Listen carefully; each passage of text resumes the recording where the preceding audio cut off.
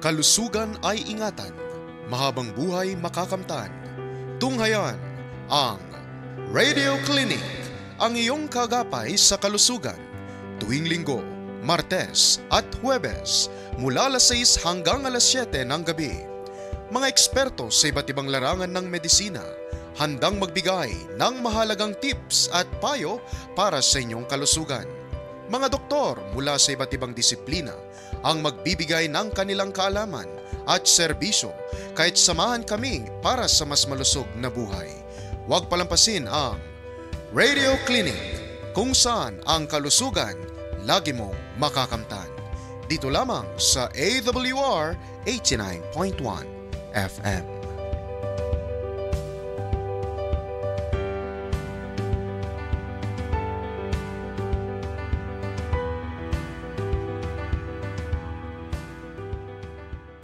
Magandang gabi po sa inyong lahat, sa atin po mga taga-subaybay at sa mga tagapakinig natin sa oras na ito, saan man po kayo dako naroroon ngayon na naaabot ng atin pong tinig. Magandang gabi po at welcome po sa ating programa ngayong gabi. Ang atin pong episode ngayon ay Radio Clinic, Gabay sa Kalusugan, Kaagapay sa Buhay. Ang iyong programa kung saan pinag-uusapan ang mga mahalagang isyu sa kalusugan upang matulungan kayong mamuhay ng mas malusog at mas magaan. Ako po ang inyong makakasama ngayong gabi. Ako po si Myra Jim Tanyedo at kasama nga po natin ngayon ang ating co-host na si Gia Recalde. Ayan, magandang gabi sa iyo. Hello, magandang gabi MJ at magandang gabi po sa ating mga tagapakinig. Handa na po ba kayong matuto at magkaroon ng mas malinaw na pag-unawa sa inyong kalusugan? Kung may katanungan kayo tungkol sa ating paksa ngayong gabi, maaari nyo itong ipadala sa number na 0918-944-7891. Huwag palampasin ang pagkakataon na ito na magpakonsulta sa ating eksperto dito mismo sa inyong radio clinic. At ngayong gabi nga po, tatalakayan natin ang isang napapanahong usapin. Ito po ay patungkol sa osteoarthritis. Ayan po And upang gabayan tayo at para po malaman pa natin kung ano ba yung topic natin sa oras na ito, makakasama po natin si Dr. Theody M. Flores. Ayan, magandang gabi po, Doc. Siya po ay ang isang orthopedic surgeon of Adventist Medical Center, Manila. Ayan, Doc, baka po may gusto kayong batiin. Magandang gabi sa inyong lahat. Ako po'y natutuwa na ako'y na-imbita dito sa ating programa upang mai-discuss natin, mapag-aralan natin ano ba itong lagi na lang sumasakit sa ating mga kasukasuan, lalo na habang tayo'y tumatanda. Ang ating topic po ngayon ay osteoarthritis. Yan ang ating, kumbaga, yung iba ang tawag dito nirarayuma. Pero scientifically, ito ay osteoarthritis. So yan ang ating tatalakayin ngayong gabing ito. Yes, napakaganda po, Doc. Kaya mga kaibigan, huwag nang mag-atubili at magpadalang inyong mensahe sa number na 0918-944-7891 habang nagpapatuloy ang ating talakayan. Ayan, at simulan na nga po natin, Doc, ay natin Gia, ang atin pong discussion sa atin pong topic na osteoarthritis. And para po sa kaalaman ng atin pong mga tagapakinig, Doc Flores, ano nga po ba yung topic natin? Or paano, katulad po ng nabanggit ninyo kanina, pwede pa po ba kayo magbigay ng mas defined na definition ng atin pong osteoarthritis? Yung osteoarthritis, sa pangalan na lang, osteo, ibig sabihin buto, tsaka arthro, yung joint, at saka yung itis, meron siyang inflammation o namamaga ang ating kasukasuan, lalong-lalo na yung ating tuhod. Kaya yung tuhod natin ang pinaka-common na naapektuhan. Pero ang isang natin malaman, ano ba nangyayari at bakit tayo nagkakaroon ng osteoarthritis? Siyempre, ang unang-una, ang mararamdaman natin, masakit, tsaka hindi tayo makagalaw. Disable yung joint natin. At ang problema dito, ito ay progressive, yung pang tuloy-tuloy. Hindi na natin mapipigil ang pagsira ng ating cartilage. Anyway, nabanggit ko yung cartilage.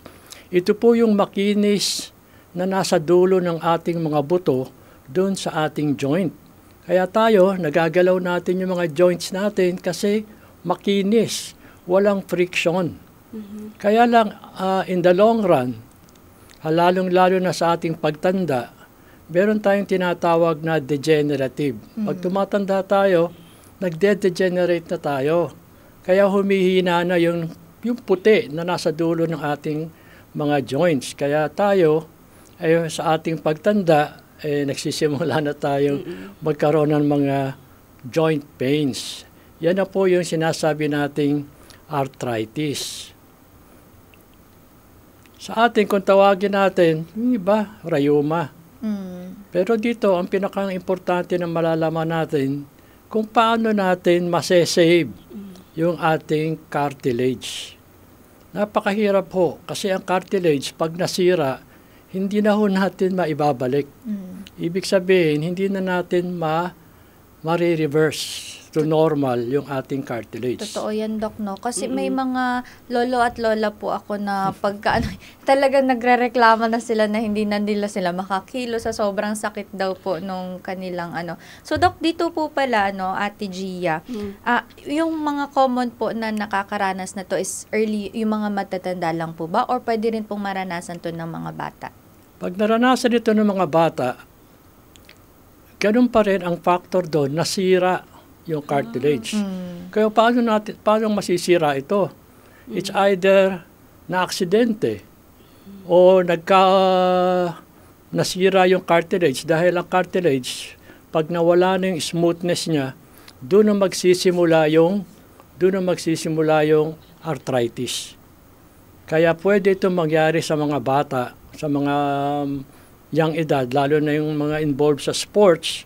Yan ang mga sanhi ng mga maagang arthritis dahil maagang nasira yung cartilage. Kaya ang term namin dito, traumatic arthritis. Meron din, kahit sa mga batang-bata, yung tinatawag natin congenital.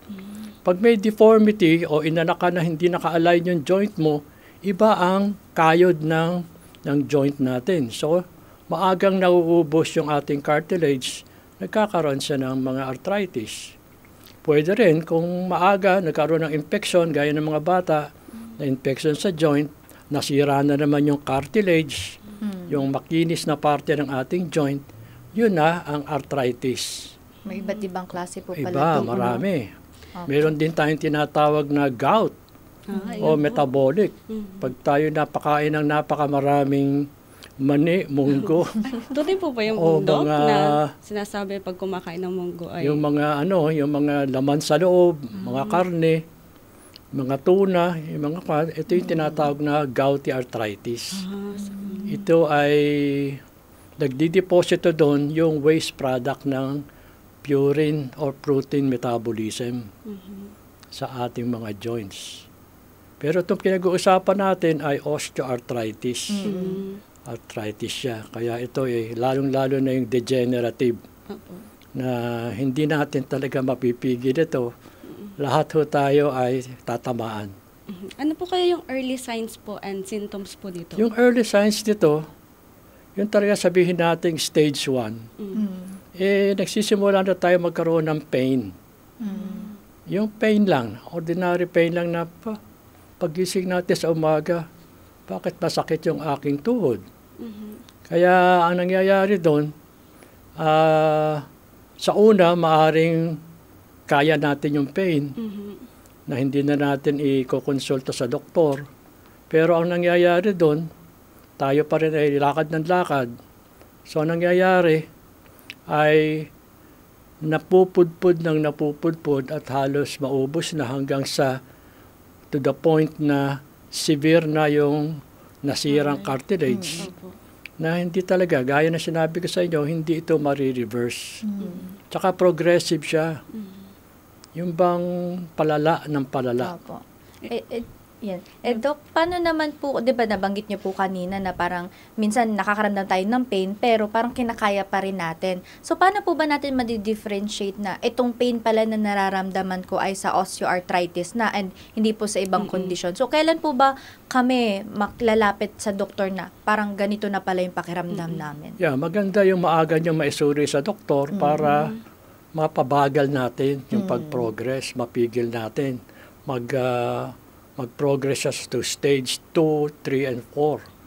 Yun ang iniiwasan natin para ma-delay natin. Kung paano natin maproprotektahan, kung nagkaroon na ng konting sira, ay paano natin maproprotektahan yung natitirang cartilage na lang. Kaya dapat, sumuri kayo sa doktor. Unang-una, siyempre, examine kayo ng doktor, tapos ipa-x-ray.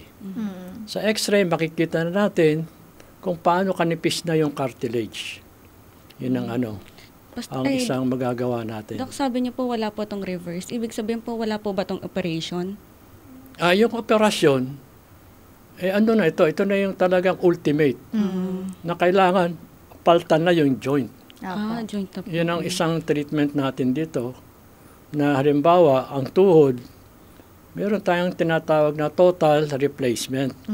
Yung total knee replacement. Pinapaltan na lahat ang kanang tuhod. Kung sa hip, pinapaltan na yung joint ng hip. Pero, wag natin, kung maaari lang, wag tayong umabot doon. Yes po. Yun nga po, Kasi Dok, hindi ho biro yung mga operasyon na yun. Hindi ho biro yung gastos doon. Kasi yung palang inilalagay doon, ay napakamahal na Opo. yung hospital pa, doktor pa. Opo, yun nga, Dok. No? Kaya kung may iwasan natin yun, sa una pa lang, magawa na natin ang paraan para hindi tumuloy. Opo. Tumuloy Prevention man, talaga. pero slowly lang, mabagal. Para pagdating natin ng tamang edad, medyo tumagal-tagal pa yung ating mga joint. Nabanggit nyo kanina, Dok, no, na mayroong stage 1, stage 2, iba't ibang stages ng osteoarthritis. So, para po sa kaalaman ng iba, Dok, ano-ano po ba itong mga stages na to? At saka, ano po yung mga paraan para po malaman namin na nandito na pala sa stage na to?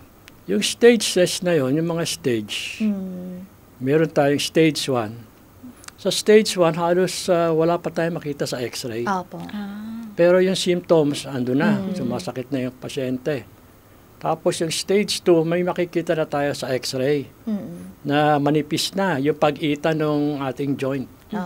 So, ibig sabihin, kaya pag manipis na yun, napudpud na yung cartilage.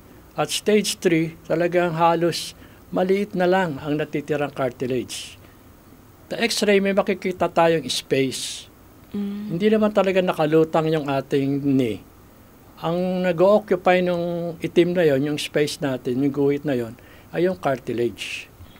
Kaya iwasan natin na ituloy-tuloy pa ito. Maraming paraan ang mga doktor kung paano natin madidelay o kung paano natin masesave. Ako kasi sa aking practice, hindi agad ako agresibong mag-o-offer ng mga replacement. Kasi ang replacement, hindi rin siyempre tumatagal yun. Meron tayong tinatawag na mga nagkakaroon ng loosening sa operasyon ulit. Kasi yung nilagay natin sa katawan mo ay foreign body yun. Na hindi natin kaugma sa Kaya meron mga chance na ganon. Kaya sa akin, ang ginagawa ko, dinidelay natin. We sinesave natin yung joint as much as possible para tumagal-tagal yung joint mo. Para hindi baka ma-save natin yung joint mo at the end of your yung bang tumagal-tagal ang comfort mo. Kasi ang isang problema talaga dito ay yung pain.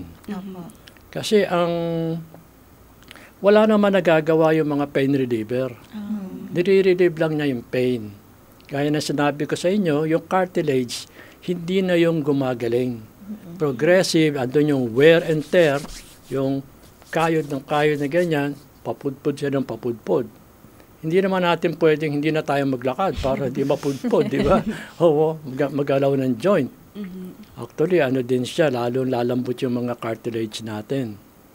Kaya yan, ang sa akin, pag naambabot na tayo ng stage 4, na buto sa buto na, wala na tayong cartilage, doon pa lang natin, yung mga prosthesis, yung mga replacement, mga joint replacement.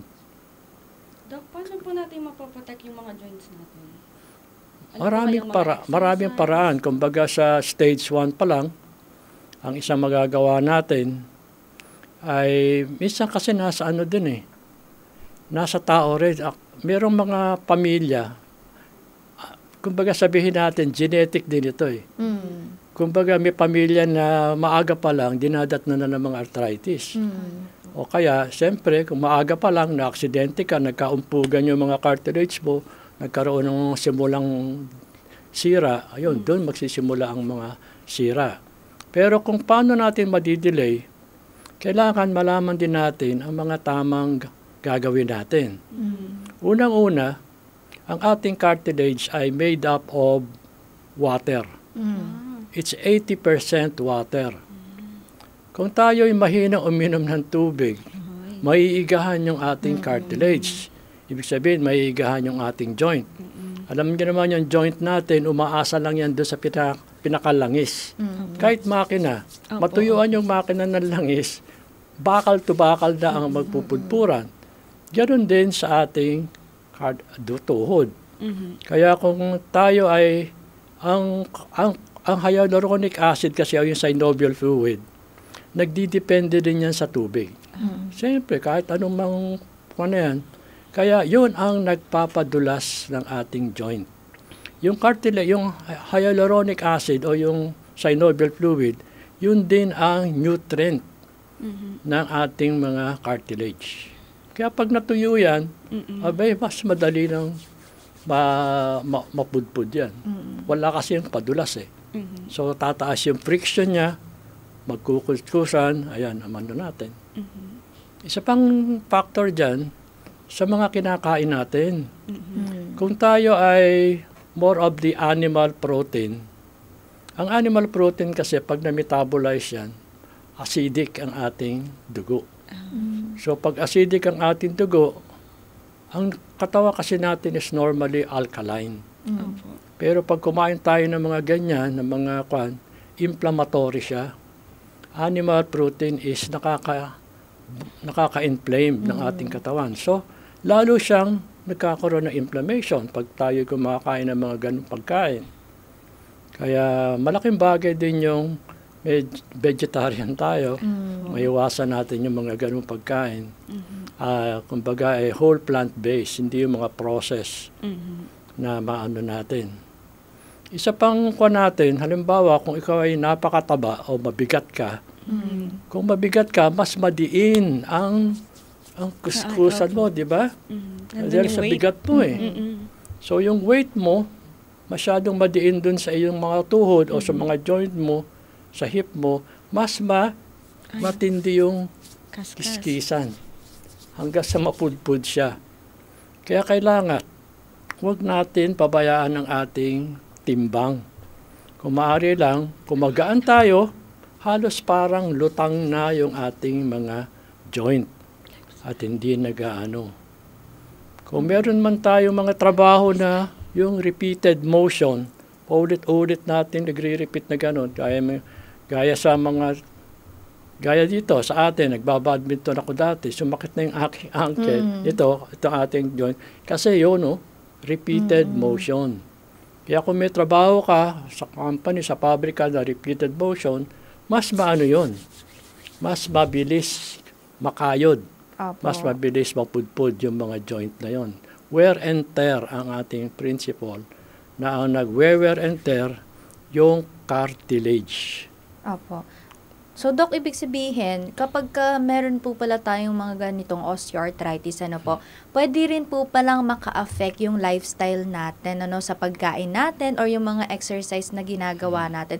So, ano po kaya yung mga marerecommend po ninyo, mga pwede nating gawin as change sa atin pong lifestyle para maiwasan po natin yung osteoarthritis or di kaya naman kung meron ng ganito, mas malesen natin yung effect? Ayun, nabanggit ko na yung ating animal products. Kasi talagang inflammatory siya. Kasi ang katawan natin, pag naging maasido, mas pabor yun sa mga inflammation. Yung mga pamamaga. Kumbaga tinatawag natin yung mga free radicals na yan ang nagbibigay ng sakit sa atin. Nagkakaroon tayo ng oxidative stress ng ating mga cells. At humihina siya, madaling masira. Kaya kung ang ating cartilage ay maagang masira, lumalambot, Mm. dahil mas madali siyang masira. Opo. So bukod dun, Doc, na kapag sa mga proteins or mga meats, ano pa po kayo mga pwede nating iwasan para po hindi tayo magkaroon ng osteoarthritis? Ang ano natin dito, ay wag din natin kaliligtaan yung exercise. Mm. Kasi na alam nyo, cartilage para niyang sponge. Opo. Okay. Na pag umapak tayo, pipigain niya yung Mm-mm. cartilage. Pag tayo bumitaw, i-absorb naman siya. Opo. Nakababad yun sa synovial fluid. Mm. Nandun yung pagkain, nandun yung sustansya ng synovial fluid, tsaka yung tubig. Kaya kailangan meron tayong exercise. Mm. Siyempre, maaga pa lang dapat natin gawin yung exercise kasi pag nangyari na to, na sirang-sira na yung ating joint, hindi na tayo makaka-exercise dahil masakit. Masakit, baldado na tayo. Doc, may effect po ba to sa ating emotional and Oh yeah, stress. mental? Opo. Meron tayong psychological factor din. Mhm. Pag tayo ay talagang mentally unstable, para bang siyempre yung ating system sa body natin apektado. Mhm. So, yan din ang isang natin. Pag stress tayo, hindi na natin magagawa yung exercise, Mm. hindi na natin magagawa yung mga ganon, hanggang sa uminom na tayo, magsigarilyo na tayo. These are also makaka-apekto rin sa inyong joint, Mhm. Opo. inyong cartilage. Mapapaaga ang inyong pag-develop ng osteoarthritis. Makikita po natin na parang kumbaga magkaroon ka lang ng ganito, maapektuhan na lahat ng Lahat. mga Mhm. sa katawan. So dapat po pala sa ating mga tagapakinig, sa ating pang mga nanonood na maging maingat po tayo when it comes sa ating mga ginagawa or di kaya naman sa mga kinakain. And bago po tayo magpatuloy sa ating pong topic, kung meron po kayong mga katanungan or di kaya naman mga nais na malaman sa oras na ito, pwede po kayong mag-comment para po sa ating mga Facebook viewers sa ating pong comment section, o di kaya naman sa ating pong mga tagapakinig sa radyo, pwede nyo po kaming i-message sa number na 0917-1742-777. Ulitin ko po, 0917-1742-777, at sa isa pa po nating number na 0918-944-7891. Ulitin ko po, 0918-944-7891. Ayan, at sa pagpapatuloy po natin, Ate Gia, mayroon ka pa bang questions kay Doc? So far, na-deliver talaga ni Doc yung mga discussion, kung ano yung dapat gawin, and yung kung gaano talaga yung magiging effect nito. Tsaka para sa akin yung pinaka na-intake ko is mag-water talaga. Oo. Tayo mga millennials, mga Gen Z, uso sa atin yung mag-walking, exercise. Pero dapat talaga may water tayong katabi. Nakakalimutan natin yung Oo. water, Hindi lang para ma-hydrate tayo, kundi para ma-protect natin yung joints natin. Ayan, thank you, Ate G. And sa pagpapatuloy naman po, Doc, nabanggit niyo po kanina yung sa pag-exercise. So, meron po bang effect yung physical therapy na tinatawag po natin sa pagtutulong para po mapagaling or ma-address yung osteoarthritis? Ang physical therapy dito ay para makontrol lang yung tinasabi nating inflammation. Kaya nandyan na, paano natin makokontrol yung inflammation? Kasi, ang pinakang lang dito ay physical therapy. Apo. Kasi sa physical therapy, pag medyo humupa yung inflammation, gaya ng warm compress, gaya ng yung mga ginagamit sa physical therapy, yung mga ultrasound, yung mga init, yung kasi natin, yung ating inflammation sa tuhod o saan man sa ating katawan, ay inflammation, nagre-respond yan well sa inflammation. Apo. Pero ang kinakalma lang niyan, yung inflammation. So pag ang inflammation mo, humupa, yung pamamaga, marirelieve ka na rin ng pain. Kasi nawala yung pagay. Kasi pag talagang pagampagayan, masakit. Siyempre, pag kiskis yung joint ninyo, magsisimula na yan mamaga, inflame. Kaya tayo, ang mga doktor, iniiwasan din namin, gaya ko, iniiwasan ko magreseta ng mga gamot. Kasi yung mga gamot na gaya ho ng mga NSAID, yung mga gaya, ayoko na magbanggit ng gamot, pero yung mga gamot na yan ay pampahupa lang ng pain. Wala yang kinalaman sa pagpagaling ng inyong cartilage. At ang masama pa dyan, mawawala nga yung pain ninyo, kaya meron tayong non-steroidal anti-inflammatory. Makakatulong sa paghupa ng inflammation, mawawala na rin yung pain. Pero, ang problema dyan sa mga gamot na yan, makaka-relieve ng pain nyo. Ang problema naman dyan, ang aapektuhan naman yan o ang magiging damage naman yan ay sa inyong kidney. Ay, opo. Kaya iwasan natin kasi may mga doktor talagang reseta ng ganyan. Pero nephrotoxic yan. Nakakasira ng kidney. Okay, sabihin natin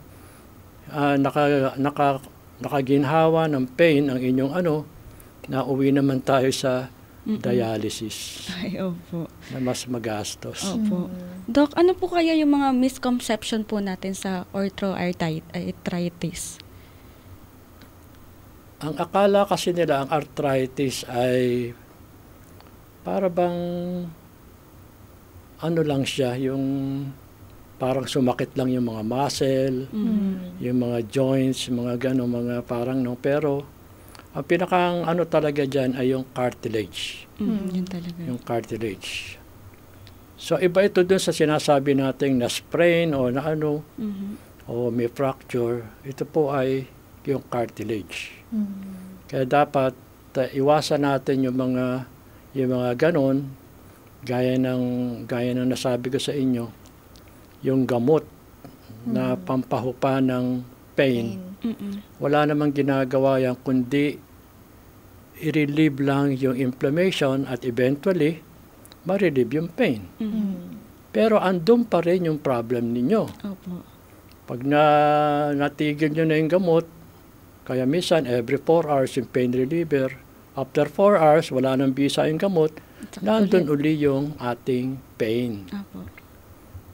Kaya yun ang ating mga kailangan iwasan sa ating kasi minsan sinabi ng kapitbahay, ito ang binigay sa akin ng doktor ko, inumin mo lang ito. Pero kailangan natin magabayan natin, maganda ba ang ating creatinine, ibig sabihin, kaya pa ba ng ating kidney na uminom ng mga ganito. Kaya ito mga gamot na dapat natin maiwasan. Opo. Ay, Doc, yun nga po, may mga gamot na dapat nating iwasan. Ano po yung ma-advise nyo na anong gagawin natin pag nakaramdam tayo ng sakit?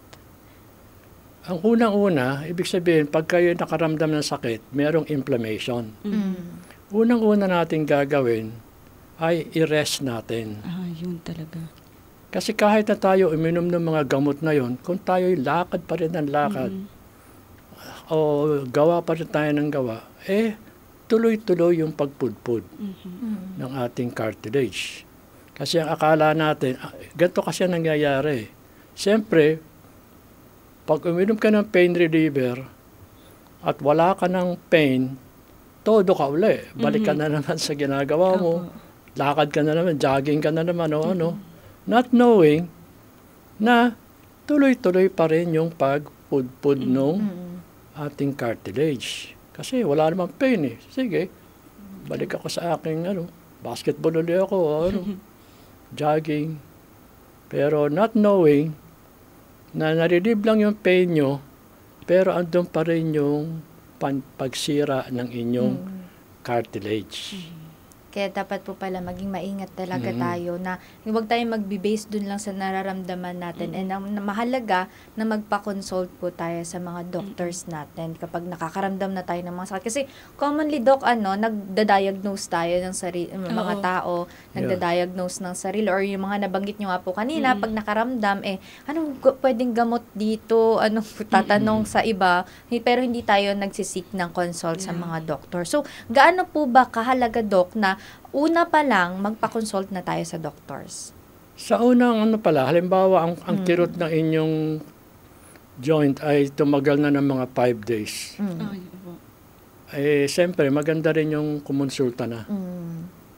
Ibig sabihin, isang pagsakit ng joint na wala namang aksidente, hindi naman nahulog. Yung kasi minsan, kung na-aksidente kayo, natapilok kayo, hindi arthritis yun, kundi ang problema natin, ligament. Pero kung kayo ay naka-relax lang o ibig sabihin, nasa trabaho lang kayo at unti-unting ano ba itong aking, sumasakit na yung aking tuhod, pakiramdaman nyo. Kung talagang ginawa nyo na lahat, nag-rest na kayo, andun pa rin yung sakit, maganda, mapasuri na natin sa doktor para maagapan at hindi na tumuloy-tuloy ang pagsira ng cartilage. Habang dinidiscuss natin to, Doc, MJ, parang nare-relate ko yung sarili ko po kasi nasakit talaga yung tuhod ko and parang daily po siya nasakit and parang magpapakonsulta na agad ako Lalo na dito. Hagdan. Ako pa, nahirapan Kaya, yun, lalo na yung pag-akit ng hagdan, ang lakas ng kiskis doon sa tuhod. Ay, opo. Kasi bukod pa doon sa hila ng muscle, yung pambigat mo. Opo, kasi sa mag-lift ka. mo, Opo, may hakbang. Kaya climbing stairs talaga ang unang problema talaga ng mga taong may arthritis sa tuhod. Common po ba nito mga Doc kapag halimbawa, 'di ba? Napapansin ko po kasi sa mga lolo't lola ko kapag parang mas prefer na lang nila dahil nga masakit po yung tuhod nila, mas prefer na lang nilang umupo, hindi na sila masyadong kumikilos kasi masakit pag kumikilos. So ano po ba yung mga adjustment na pwede pa nilang gawin aside sa pag-upo? Kasi 'di ba katulad nga po ng sabi niyo, pag lalong hindi gumagalaw, nagkakaroon naman ng changes din which is nagko-cause din ng sa cartilage po nila. So ano po ba yung mga pwede nilang gawin para mas ma-lessen? Hindi naman natin kailangan iwasan yung talagang nakatigil lang tayo, di ba? Meron tayong mga mild exercises na pwede natin gawin. Na halimbawa, kumbaga yung mga brisk walking lang. Pero yung talagang ang iniiwasan talaga natin dito, yung, kasi sabi mo kanina, yung matatanda, ayaw na nilang tumayo. Opo. Siyempre, pag tayo tumayo, unang-una, yung pagtayo pa lang natin, kikis-kis na yung ating joint sa tuhod. Kasi hihila yung mga muscles para tumayo tayo. Isa pa, pag nakatayo na tayo, nandun na yung bigat natin. Kasama na yung bigat natin doon. So, yun yung madiin na kumikis-kis sa ating mga cartilage. Kaya isa pang magagawa natin kung talagang nandyan na yung mga sakit, bigyan natin ng tulong o support yung ating mga joint. So halimbawa, ang tuhod ko sa kaliwa ay masakit at talagang sinabi ng doktor na may arthritis, para iwasan natin yung bigat na mailagay doon sa tuhod na yon. Kaya ang gagawin natin, mapakakita mo, tungkod ang ating kailangan. Ang tungkod natin, doon natin ilalagay sa right side, right kamay. Para yung tungtong natin, imbis na yung bigat natin, mailagay natin doon sa kaliwang may arthritis, ang bigat natin, inilalagay natin doon sa tungkod. Hindi po pala kung saang part yung... Hindi, lalo kang, kung doon ka nagtungkod, sa apektado, lalo kang mapapadiin doon. Kasi ilalagay mo yung weight mo. Yung weight mo kasi, ilalagay mo dito. Pag apak mo doon, yung weight mo nandito sa... ganun pala. Nandun sa So, maiwasan natin yung further, masasave natin yung joint. Meron po kaya kayong mai-recommend, Doc, na mga exercise bukod dun sa brisk walking or sa mga na yung talagang magagawa po? Meron tayong mga exercise na non-weight bearing. Ibig sabihin, may exercise tayo na hindi natin, wala tayong diin. So, yan lang yung mga yung mga exercise na nakahiga, nakaupo, yun lang natin. Yun natin So, yun ang mga exercise, non-weight bearing. So, magagawa yan ni Lola, nakahiga lang, nakaupo lang. Meron siyang exercise.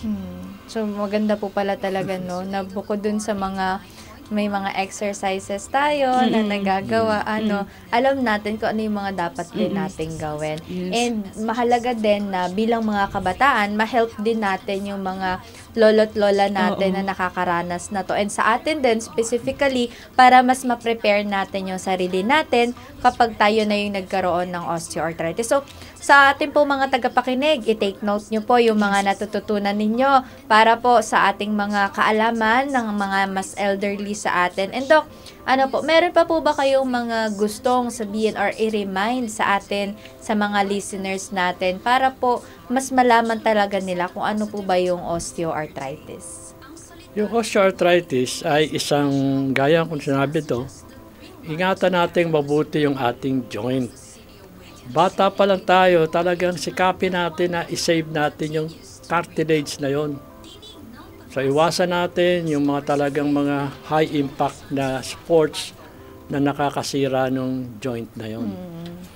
Ngayon, habang siyempre, dadating yung ating edad na yon at pumunta tayo sa degenerative arthritis, pero kung tayo maingat sa una pa lang, ay tatagal yung ating cartilage. Hindi agad siya masisira. Ay, Doc, may question ako about parang dahil kabataan po ako. Advice niyo po ba na yung 10,000 walk? Okay po ba yun? 10,000 step, okay po ba yun? Kasi malaking bagay yung exercise habang bata pa kayo. Opo. Tumitigas yung inyong cartilage. Opo. Nauuso nga. Sige. Dapat pala early age pa lang talagang exercise na build na natin yung cartilage para pag tumanda tayo, hindi natin... Tumagal-tagal. Opo, tumagal-tagal. Madi-delay. Opo. Opo. Ano po pala yung mga paraan para mas mapastrengthen pa natin yung mga cartilage natin, Doc? Kasi sa ating... siyempre, gaya natin, yung mga pagkain na kinakain natin, meron talaga tayong mataas ang mga content ng sinasabi nating mga collagen. Opo. Meron mga pagkain talaga tayong nakaka-importante. Gaya ho nung ating langis o synovial fluid, meron tayong mga pagkain na talagang nakakaano niyan. Nakatulong. Tapos, siyempre, ang natin dyan ay yung ating exercise. Gaya ng ang exercise pa natin ay maganda pa rin yung vitamin D. Na isa rin yan bagay kasi ang cartilage kasi nakapatong yan sa buto. Ngayon kung ang buto mo ay mahina, madali rin masisira yan. Opo. Yung gaya tinatawag nating osteoporosis. Pero maiwasan natin yan para tumibay ang ating buto ay yung ating vitamin D. At saka siyempre calcium. Yes po. Pero ang natin dyan, pag sinabi nating vitamin D, hindi naman talaga kailangan tableta yan. Kasi meron na tayong vitamin D na andyan sa ating balat. Ang kailangan lang niya, maarawan. Sunlight. Kasi pag hindi yan naarawan, tulog lang yung vitamin D. Yes. Kasi ang importante sa vitamin D, ay siya ang tumutulong para ma-absorb yung calcium na inyong kinain o ininom. Kung walang vitamin D, hindi papasok yung vitamin D na kinain ninyo sa bituka. Hindi siya ma-absorb. Hindi rin siya papasok sa buto. Kasi importante yung vitamin D. Yes po. Libre. Opo, libre. In sunlight. Meron ka na Ano pong oras po dapat magpa-araw? Kasi yung iba, ang sakit na ng Ngayon araw nga po, Doc. Ang sakit na Talagang magpa-araw. mainit na. Oo. Ngayon, mainit ang araw. Ang kagandahan lang sa ating tingnan nyo yung anino nyo. Kung ang anino ninyo ay umigsi na sa haba ng katawan nyo, ibig sabihin, ang araw tirik na.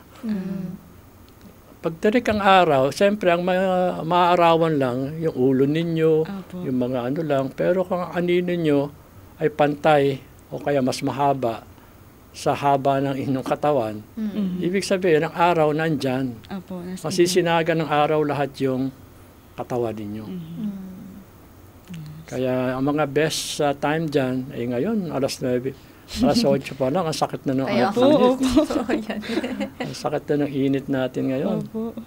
Lalabas ka Kaya pa. yun ang pinagbabasihan ko. Mm. Ano dyan, marami sila nasabi dyan na kailangan, after nyo mag-sunbathing, huwag kayo maliligo. Kasi mawawas lang yung vitamin D. Maganda dyan, maligo muna kayo bago kayo mag-ano. Opo. Sa bahay naman, Dok, ano po, kapag halimbawa yung mga treatment sa bahay, halimbawa may osteoarthritis yung isang tao, so paano naman po nila madideal sa bahay yung pain na nararamdaman nila o di kaya naman yung osteoarthritis po nila? Unang-una, sumubok muna kayo ng warm compress. So halimbawa, tuwalya, makapal na tuwalya, ilubog nyo sa tubig na mainit. At yun ang ilagay nyo. Kasi bukod dun sa mahuhupa niya inflammation, mapaparelax na yung mga muscle. Yung mga muscle na humihila para mag-ano yung mga joints ninyo. Isa pa, instead na tayo ay uminom ng mga gamot na to, malaking bagay na yon, talagang subok na yon, tinatawag nating turmeric. Turmeric. Yung turmeric kasi is an anti-inflammatory, yung cumin niya. Tama po ba ako, Dok? Luyang dilaw yun. Luyang Oo, dilaw luyang yun. dilaw. Kaya ngayon, nakikita nyo ang luyang dilaw, napaka-popular. Opo. Sa palengke, ubus ka agad eh. Dok, ano kaya Sila mas yung maganda? gumagawa na ng mga powder, mga gano'n. Kasi mabili. May mga capsule ngayon, turmeric capsule. Ano pong mas maganda, yung luyang dilaw na mismo po yung gagamitin niyo o yung powdered na po? Mahirap kasi mag-prepare ng ano eh. Opo. Kung luya, talagang dudurugin mo siya, tatalupan mo pa, dudurugin mo pa, tapos pakukulan mo. Kaya mas prefer po ng Yung Pero powder ngayon, na lang. powder lang, Mhm. isang kutsarita maliit lang doon sa iyong isang cup, Opo. mainit na tubig. Mhm. Ngayon, para kasi siyempre, ano naman ang lasa niya. No? Pero ginagawa namin dyan, pinipigaan namin ng kalamansi. Opo. Kaya o lemon, nawawala yung kanya. Isa pang ginagawa namin, yung aming kanin dilaw. So, yun, nilalagyan namin ng pansya. So, sa buong maghapon, meron kang nakaabang na anti-inflammatory sa katawan mo. Hindi ito nakakasira ng anuman, hindi ito nakakasira ng kidney, gaya ng mga gamot na iniinom natin. Sa mga treatment naman, marami. Marami mga paraan para i-delay. Gaya ng isang treatment na meron tayong tinatawag na hyaluronic acid o synthetic siya. Itinuturok yun sa loob. Para bang nilangisan natin yung joint. Yung mga hyaluronic acid, yun, napakalapot nun. Kaya lang, siyempre, nauubos din siya. Parang langis. Siguro, effective lang siya after mga 8 months. So, after 8 months, magpapakarga ka uli. Papapalagay ka uli. Yun, naproprotect niya yung cartilage kasi meron madulas doon eh. Meron langis na parang ano. Isa pang ibang ginagawa, yung kukunin yung dugo mo, centrifuge, kukunin lang yung pinakang platelets. Ibabalik ulit sa tuhod mo yun. Pero ito mga paraan lang para ano. Iniiwasan namin mag-injection ng steroid. Kasi ang steroid, di ba, yung iba masakit. Sandali lang yan pag in-injection natin ng steroid. Ang problema dyan, lalo niyang palalambutin yung cartilage. Kaya ginagawa ko lang yan pag emergency, talagang sakit na o kaya gaya ng isang pasyente ko, Dok, paano kung makakapagbiyahe nito? May ticket na ako. Wala akong magagawa dyan. Para makabiyahe ka, mawala yung pain, lagyan na natin ng steroid. Tumagal naman yung steroid, nakabalik na siya dito. Wala pang sakit. Nakapamasyal na siya sa Amerika. Pero yun ay pangsamantala lang. Ang problema nga lang nun, lalong lalambot yung cartilage. Dok, yung pagtunog ba ng tuhod, ayun ba yung ano? Yun, pag tumutunog yung tuhod nyo, yung tinatawag natin crepitation, parang, ayan na, tumutunog na, parang may magaspang. Opo. Mm. Ayun po. Yun, ibig sabihin, wala na tayong dulas. Ay, Talagang yung cartilage niyo ay ano. parang meron talaga ako nito. Consult mo na kay Doc. Dulas na. Dok, tingnan yun. Minsan kasi pag mga ganyan, wala pa tayo nakikita sa x-ray. Pero isa yan sa mga simptomas na nag-ano na. Yun, Dok, rinig niyo ba? Ayan. So, Yun na malagatok na sa tuhod ninyo. thank you so much, Doc. Ano po. And sa overall po nating mga napag-usapan na nabanggit po natin yung definition ng osteoarthritis, which is yung inflammation ng ating mga cartilage o ng mga joints natin. Tama po ba, Doc? And yung mga nabanggit din po natin yung mga symptoms, yung paraan kung paano natin maiiwasan. Ano po. Sa makabagong panahon po natin ngayon, Doc, meron na po bang mga promising na mga research or mga maaring mga bagong gamot para mai-address itong osteoarthritis po? So far, sa mga journal ngayon, yan pala ang na-offer namin mga doktor. Yung mag-injection tayo ng hyaluronic acid. Hyaluronic acid ay parang yung langis, yung synovial, na hindi naman galing sa katawan, kundi synthetic siya. Synthetic na inilalagay doon. Pero hindi naman siya tumatagal. Ang purpose lang doon ay para maiwasan, para dumulas. Parang, ang purpose lang niya ay lubrication. Pero, it will not regenerate the cartilage. Kasi iba kasi ang kanilang isip pag nilagyan ka nun, Okay na. babalik uli yung cartilage mo. Gaya ng sinabi ko sa inyo sa simula pa lang, hindi na re-reverse ang cartilage, kundi tuloy-tuloy na masisira. Parang ipapadelay lang at ipapadelay. Kaya yun ang ginagawa lang namin para ma-delay siya. Kasi kung maaga pa lang, nalagyan ka na ng prosthesis, abay baka after 10 years o 20 years, bata ka pa, uulitin na naman natin. Ay, opo. At syempre, hindi na natin mailalagay yung tamang yung size na yun. Iba namang sistema ang ilalagay natin sa inyo.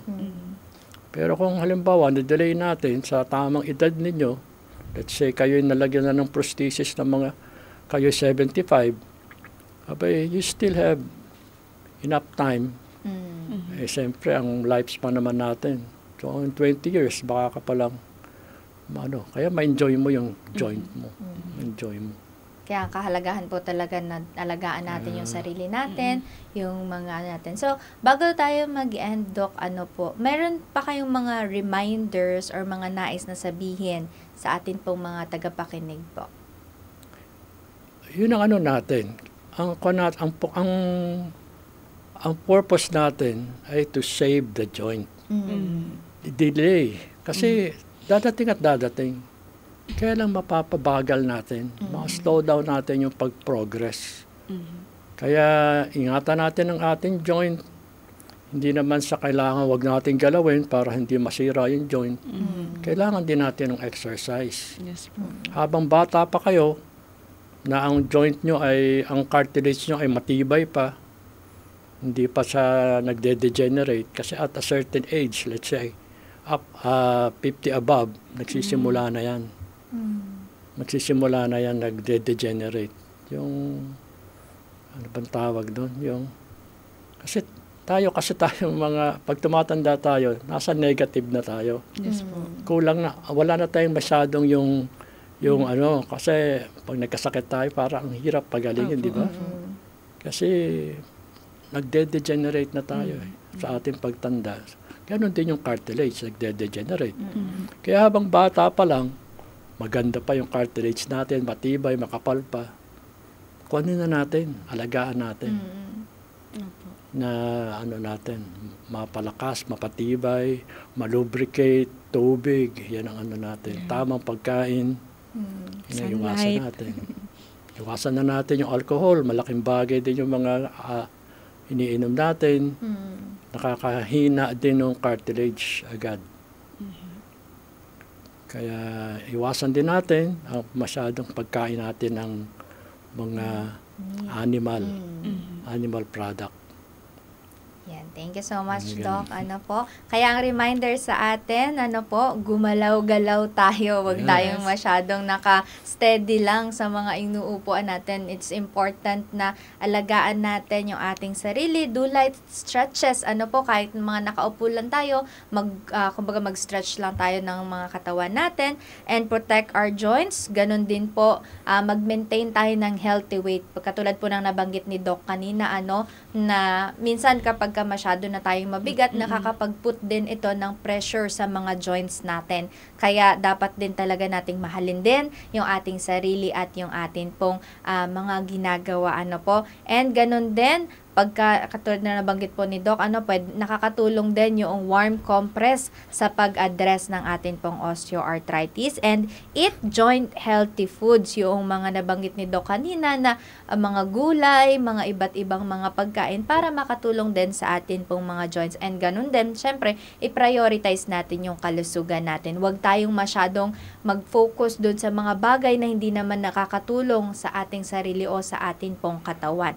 And lastly, maging positive tayo, magkaroon tayo ng maayos na pamumuhay. Don't focus on the negative things but focus on the positive things. And syempre, palagi tayong manalangin sa atin pong Panginoon. So pain may be part of our journey dito sa mundong ito, pero we are always reminded na ang Panginoon ay palaging gumagabay sa atin. And before we end po, Ate Gia, may reminder lang po sa atin na Bible verse and a reflection. So, pwede mo po bang basahin sa atin? Yes, sige po. Tama ka dyan, MB. And mababasa po natin to sa 2 Corinthians chapter 4, verse 16. Therefore, we do not lose heart, though outwardly we are wasting away, yet inwardly we are being renewed day by day. Osteoarthritis may remind us that our physical bodies are temporary and prone to wear and tear. But Paul reminds us that even as our outer body weakens, God renews. Inside in every single day, our identity and strength come not from our health, but from the one who gives us peace and hope, which is our Lord. Amen. Yes. Salamat po. Amen. And meron po ba kayong additional, Doc? Yung sinasabi kong exercise, malaking bagay yon. Yes po. Kasi kung tayo yung mga muscles natin, malalakas siya. Imbis na yung buong bigat natin, maibigay natin doon sa joint natin. Ito yung mga muscles natin. Pinipigil niya yung weight natin para dumiin doon sa ating joint. Kaya part of the exercise is to strengthen your muscles. Yes. Kaya yun ang natin. Yan. Mali, salamat po, Doc Flores, sa pagsama sa atin. And tandaan po natin, katulad nga po na nabanggit kanina, ni Ate Gia, yung pain ng osteoarthritis, totoo talaga yon at masakit. Masakit. Doc? Hindi po yun yung katapusan. Yes. There is always something that we can do at mga pwede nating prevention na maaari nating pong gawin. But still, tandaan po natin, God promises a future where pain and suffering will cease. This verse, ito po yung nagbibigay sa atin ng reminder na yung pain natin ay temporary lang, but God is there para po tayo ay palaging gabayan and samahan. Ayan, kaya bukod po sa tamang pagkain at sa pag-exercise, huwag po nating kalimutan ang pananalangin, pananampalataya at pagkapit natin sa ating Panginoon bilang bahagi po ng ating pangkabuang pangkalusugan. At dyan nga po nagtatapos ang atin pong episode ngayong gabi sa atin pong Radyo Clinic, Gabay sa Kalusugan, Kaagapay sa Buhay. At muli po nating nakasama si Doc Flores. Yan, maraming salamat po, Doc, for joining us sa gabing ito. At muli, ako po si Myra Jim Taniedo. At ako po si Gia Rose Recalde. Hanggang sa susunod, Radio Clinic, Gabay sa Kalusugan, Kaagapay sa Buhay na malusog at magaan.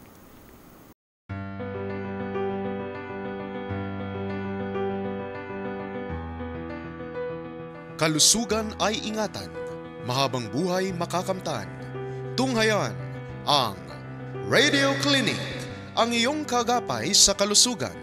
Tuwing Linggo, Martes at Huwebes, mula alas 6 hanggang alas 7 ng gabi. mga eksperto sa iba't ibang larangan ng medisina, handang magbigay ng mahalagang tips at payo para sa inyong kalusugan. Mga doktor mula sa iba't ibang disiplina ang magbibigay ng kanilang kaalaman at serbisyo, kahit samahan kami para sa mas malusog na buhay. Huwag palampasin ang Radio Clinic, kung saan ang kalusugan lagi mong makakamtan. Dito lamang sa AWR 89.1 FM.